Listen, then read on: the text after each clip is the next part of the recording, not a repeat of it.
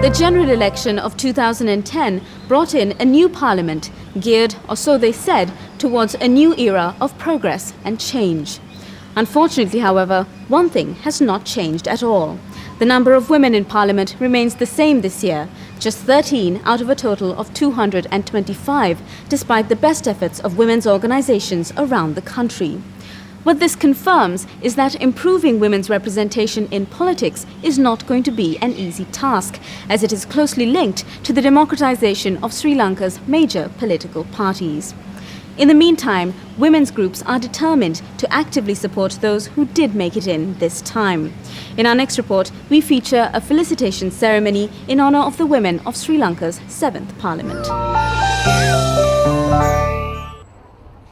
11 of the 13 women in Parliament were present at the ceremony at the Sri Lanka Foundation Institute in Colombo on the 8th of June 2010, organised by the Women and Media Collective.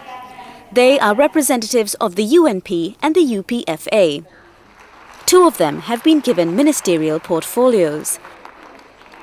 Amongst the others are several old hands as well as younger newcomers. The occasion was an opportunity for them to reaffirm their commitment to increasing their numbers in the future.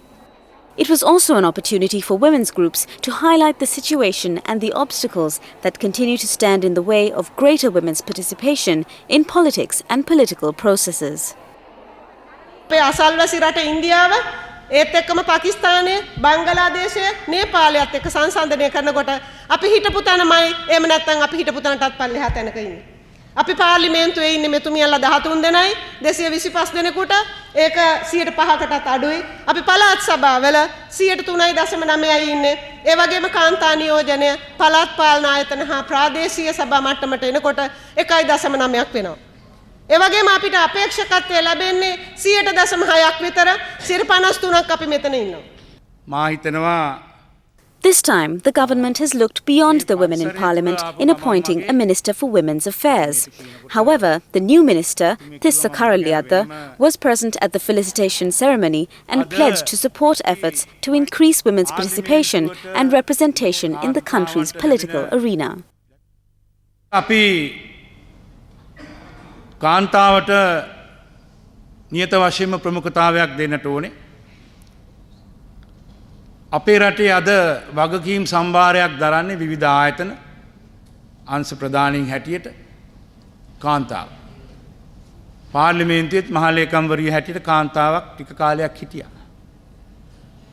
උත්තරීතර සභාවත් ඒ වගේම පළාත් පාලන ආයතනවලත් දැන් කාන්තාව තරඟ වැදිලා සභාපතිනියන් වුණා. Of the 10 elected and 3 nominated women in Parliament, 2 are in the present cabinet, holding the portfolios of Ministers of National Heritage and Cultural Affairs and Parliamentary Affairs. Minister of Parliamentary Affairs Sumedha Jayasena was also present at the event and reaffirmed her commitment towards the cause together with others amongst the group. අපිට ඒ පක්ෂවලින් පළාත් පාලන මැතිවරණවලදී ආදේශීය සභා මැතිවරණවලදී යම්කිසි ඒ දිස්ත්‍රික්කවල බලපෑමක් කරන්නට පුළුවන්කම තියෙනවා. දිස්ත්‍රික්කවල බලපෑම වගේම අපි දැනට පාර්ලිමේන්තුව තුළ ව්‍යවස්ථා සංශෝධනයක් අපි පහුගිය කාලේ මාස කිහිපයකට ඉස්සෙල්ලා සම්මත කළා. දේශපාලන ක්ෂේත්‍රයේ සියලුම පක්ෂවල ඉහළම තනතුරු දරන දේශපාලන ක්ෂේත්‍රයේ පක්ෂ සභාපති ලේකම් භාණ්ඩාගාරික වැනි තනතුරු වලට කාන්තාවක් අනිවාර්යයෙන්ම නියෝජනය වෙන්න ඕන කියන සංශෝධනයක් අපි ඇතුළත් කරා.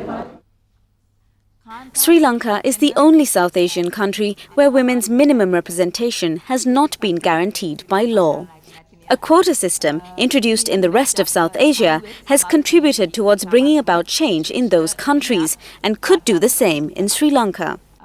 Women activists in the country are currently asking for a quota of 25% women in parliament in the form of a draft bill. Without this legislation, activists say that the situation cannot be significantly changed in a political culture characterized by violence and cronyism. Women who want to enter politics say that they are sidelined at the time of making the nominations lists. Their experience at the recently concluded elections is confirmation of this, where despite their expectations and promises made to them, women were dropped from nomination lists, sometimes at the last moment, to make way for party favourites to get a place. Quota discussion is something that will happen in Parliament. It has to, particularly if we have constitutional reform, which they are saying we will. We will also, I think, maybe have local government election law reform. And in both those instances, we need to ask for a legally binding quota, a legally binding measure. And I think we went to the Parliamentary Select Committee, women's groups went, the Ministry of Women's Affairs went, the National Committee on Women went. And for us, this is the first time we are asking women parliamentarians directly to support us. And we are also asking men in Parliament, actually. In a sense, it's a good thing that the Minister is a male this time, and we are hoping that he will also support us and in particular try to persuade his male colleagues, because they are obviously the vast majority in Parliament, to vote for the required reforms so that we do have a legally binding quota. Today, women are active members in almost every aspect of society, from the home to the workplace. But equal political representation has continued to elude them, largely because of its patriarchal nature and tendency towards favoritism, corruption and violence. Women strongly believe, however, that their presence in the political processes of the country will temper all these negatives and contribute instead towards a more honest and non-violent political culture in the future. The 25% quota will not constitute equal representation, considering that the majority of the population is made up of women, but it will at least be a much-needed step in the right direction.